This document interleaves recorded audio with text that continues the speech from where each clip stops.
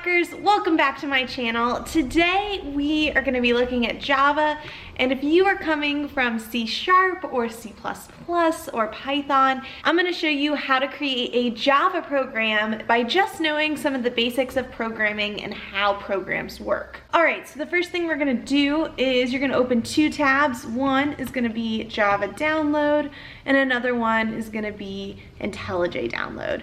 And so there are two downloads you're going to have here. One is downloading Java itself, and so we can build and develop Java programs and get them to run on our computer. We want to go to downloads here, and you're going to want to download 12.0.1. I already have Java on my computer, so I'm not going to be downloading this.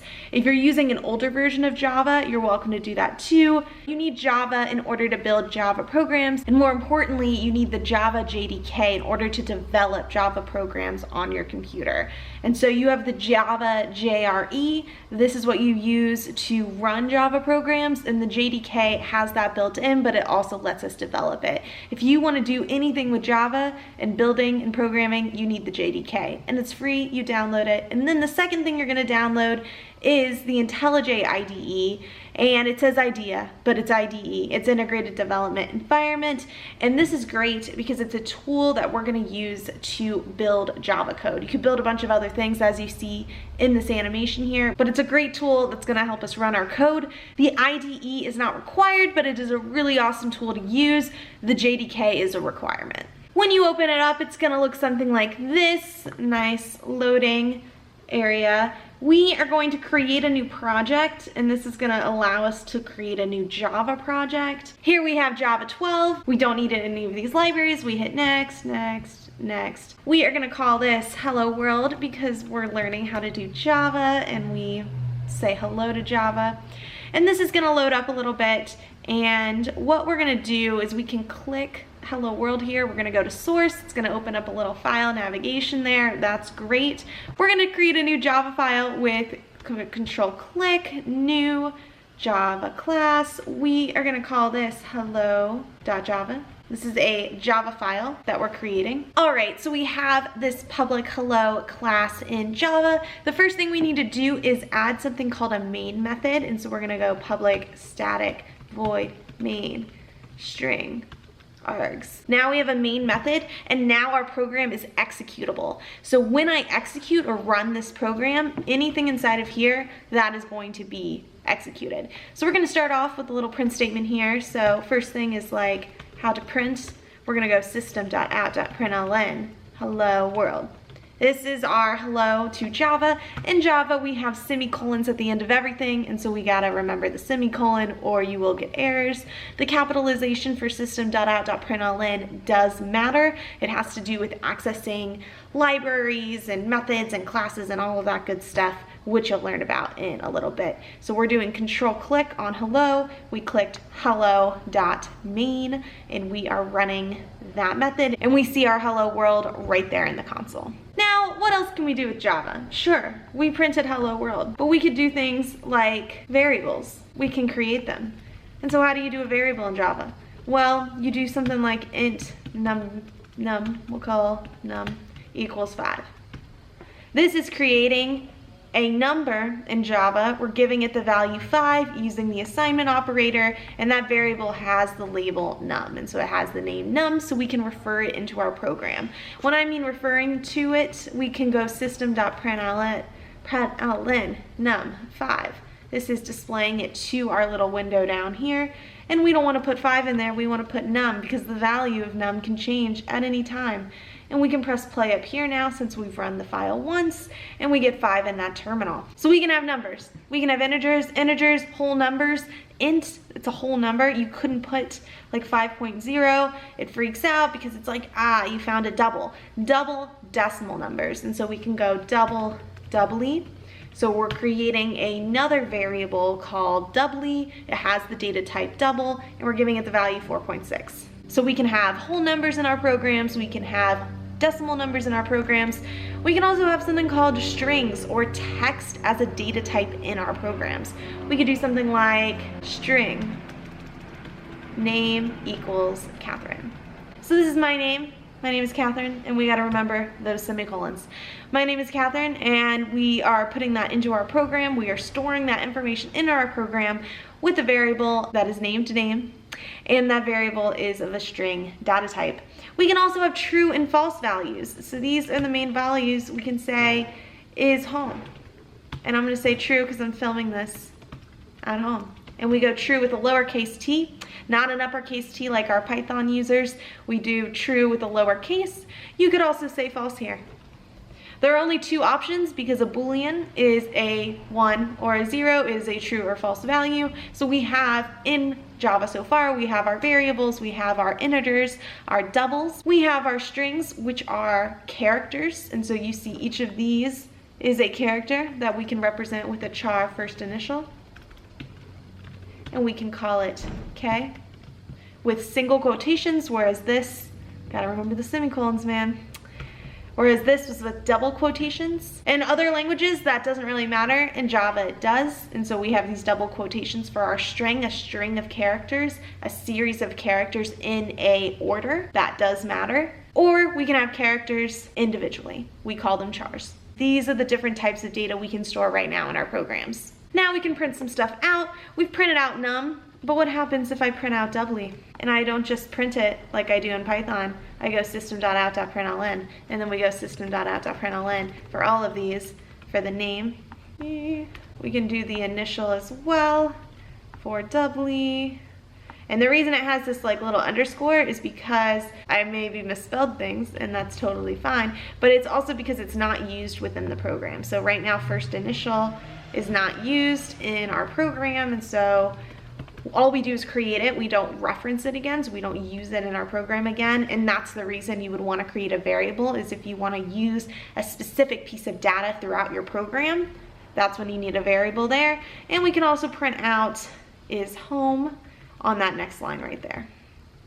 We're gonna go is home, done, run it, and we get all of these great things in our little display. We have 5, 4.6, Catherine, 4.6 again, because I totally forgot I already used doubly.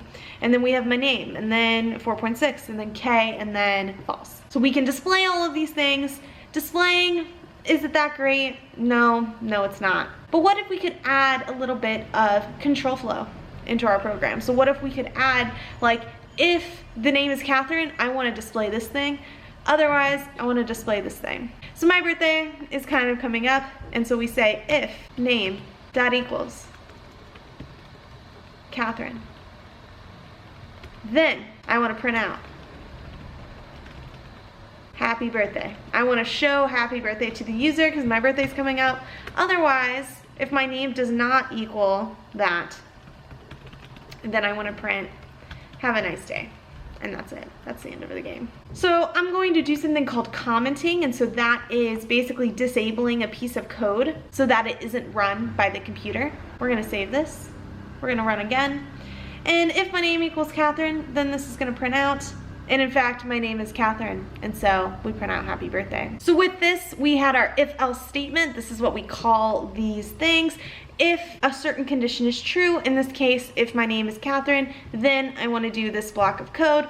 Otherwise, if my name is not Catherine, it's something else, then I just want to say have a nice day. Now let's say I put cat in here. That's kind of like Catherine. Will it execute? Will it run happy birthday? Well, no, it will not, because it's not exactly my name. Same thing if I did Catherine with a lowercase, like that's gonna be a problem because I'm gonna get have a nice day again. And so these are certain things to think about when you're programming. So what other conditions can we put in here? I did dot equals because that's something you can do with strings. We have different data types, right? We had our integers, our doubles, our characters, our strings, our booleans, and with those different data types, we have different operations we can use on them. Equals is one of those operations. Another thing we could do here is let's make another if statement here. We'll say if num is less than 18, we can print out you are not an adult. So with numbers, we get something called conditional operators or relational operators. We're talking about the relationship between the value of this variable num and 18. We're asking the question, if the number num, if that value is less than 18, then I want to run this code. If num is greater than or equal to 18, then we just skip the code altogether. I could have added an else block here, but we're not doing that. We only want to print out something if num is less than 18. So right now num is 5. If we run this, we will get the you are not an adult in our console, and that is what we see here. The console, it's just this little window down here. It's called lots of different things, the display. We're calling it the console here. For this condition, I could have also done less than or equals to, I could have done greater than, I could have done is equal to, and I could have done a double equal for saying is num equal to 18. What does that equality look like? If the condition is true, then we run the block of code. If the condition is not true, we do not run that block of code. We could have also done not equals here. So if num does not equal 18, then I want to run the code. These are different operators that I can put inside of here to continue the code. I could have also done something like this, is home. If I'm home, then you could say this block of code here. If I'm not home, you could do that by adding that exclamation point there. Whatever is in these parentheses just has to be a condition. We can also combine conditions and create more complex conditions. So we can say if the person is not home and the age or the num is less than 18, then I want to do something. So if I'm not home and the num is less than 18, then I want to run this. Both of these have to evaluate to true in order for us to evaluate this block. I could have also done or. If one of these things is true, then I want to execute this code. If none of them are true, then I want to do something else. Whether that's just continue with the code down below or execute an else block. These conditions become pretty important because we can also have things called loops. We can have a while loop, and we'll say while num is less than 18, I want to say you are not an adult, and I want to increment num. So here we have num plus plus. We could also have done this, num plus 1, but this looks like kind of annoying, so we do num plus plus instead. So we'll comment this out, we'll go num plus plus, and there we go. So here we say while num is less than 18, I want to run this code. So what happens here? Num is 5 right now, and so 5 is less than 18. So then we go and we run this code, we print out you are not an adult, and then we increment num. This means when I check the condition again, so I'm going to go back up here, while, so while these things continue to be true, I want to continue to execute this block of code within these curly braces. So we have parens surrounding our condition and curly braces surrounding our code that we want to execute. The conditions we saw up here where we did is not home, these things, these can also be brought down here. So we could have done this as well. However, once this condition is not true when I check it again, so if I go system.out.println, you're not an adult, let's say the num was 17, we increment it, it's 18, we get 18 less than 18, that is not true. Now we're jumping out of here and we continue with the rest of the code.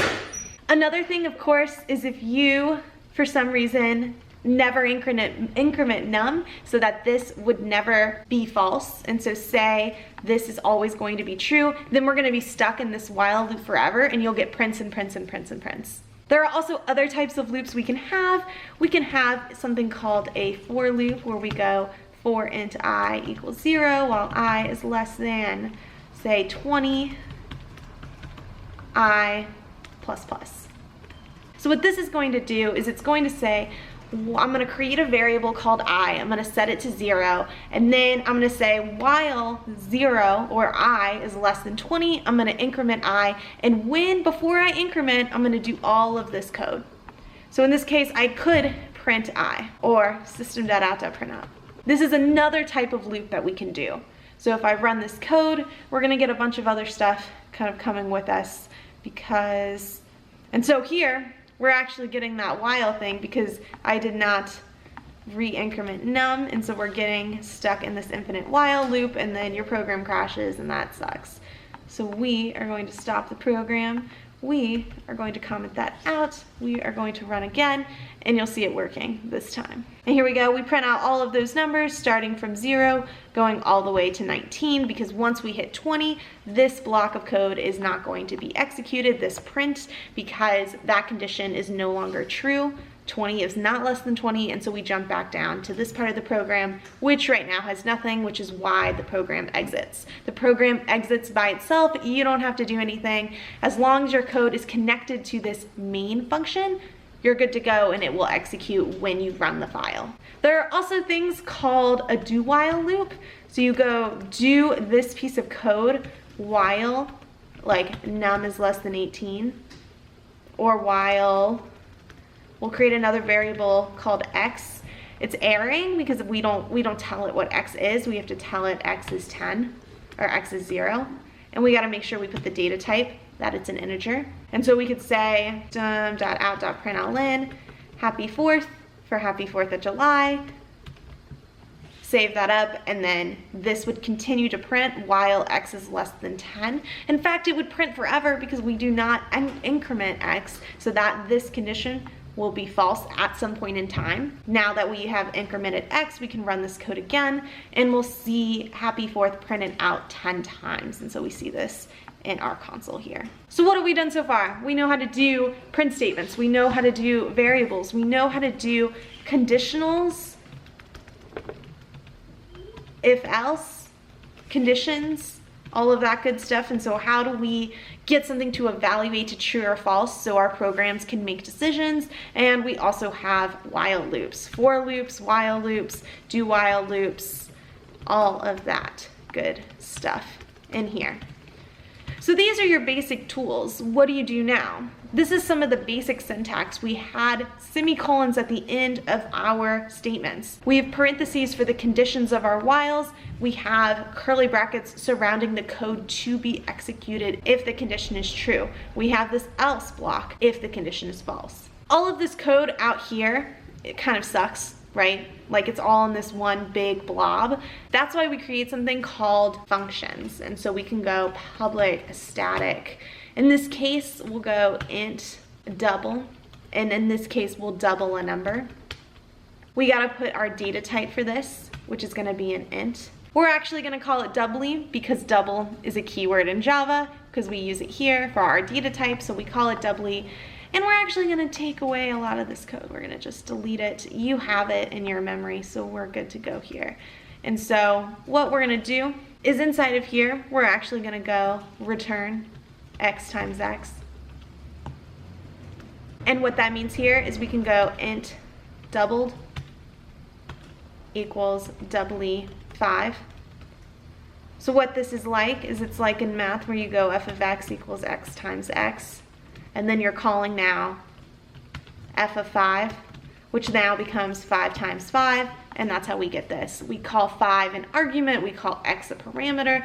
Doubly is the name of our function. It's a set of instructions that I can reuse repeatedly.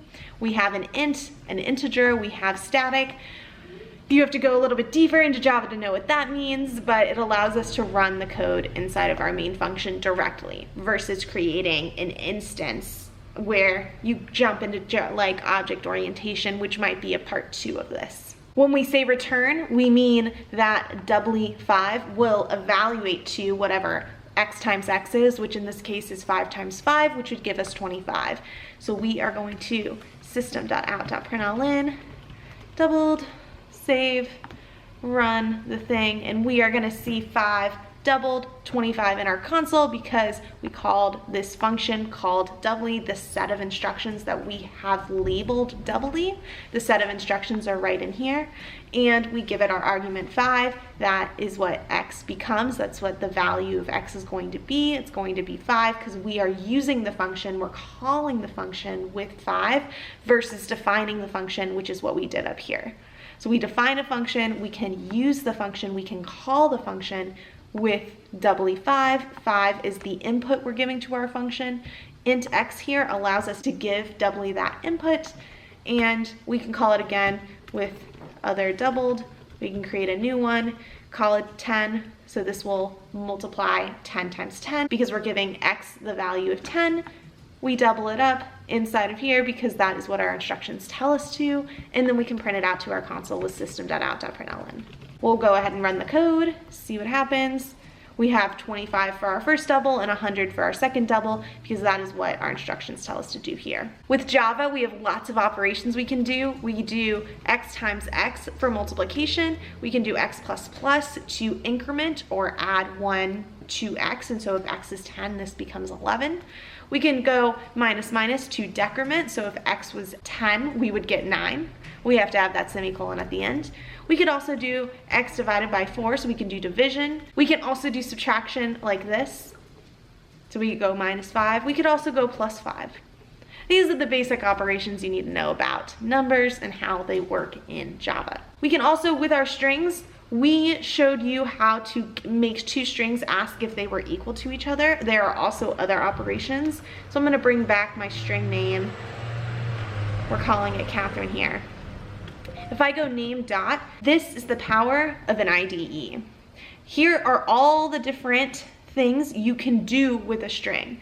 You can say, what is the character at index 0? Indexing is a whole other story, but basically this is saying, okay, go ahead and return K. So if I go char first initial, this is what that returns. If I wanted to get the last character in my string name, I could go name.length -1, and this would get me the last character. Length and char at are two operations we can use on name. To experiment with others, you can go name dot, see all the different ones that you can use. Is empty is a great one that tells you if there's anything in the string. So are there any characters, including spaces, in that string? Like what is the length? How many characters are in my string? There's a lot of replace, and so if you want to replace characters in your text, we have something for that. And this takes practice. We also have two lowercase, and notice it has this string here. So it's going to return name, but lowercase. It's going to create a new string for us. And so we can go string lowered equals name.toLowercase, and we would get Catherine all in lowercase in our console if we decided to print that out. Now you can go and experiment with all of these different tools that I just showed you very quickly with Java, but what did we cover here? We showed you how to print to the terminal, or print to the console in this case. This little window down here, we talked about variables and why you would use a variable and how it labels your data so you can reference it in the code. We talked about data types, and so we had our ints, our floats, our doubles, all of that good stuff, and we put them in our code. We talked about conditionals and how a conditional is something that returns a true or false value. We put those conditions in our if-else to help with decision making. We had while loops, we had for loops, we had do-while loops, which allowed us to repeat a series of code statements. Then we also looked at functions, we looked at parameters, arguments, the function name, return types, all of that good stuff wrapped up in a package in this video. I also make Java courses with LinkedIn Learning. Those are a little bit more in depth if this was a little bit too fast paced. So be sure to check out those linked down below, LinkedIn Learning linked down below. So I hope you liked it. Let me know in the comments, and happy hacking.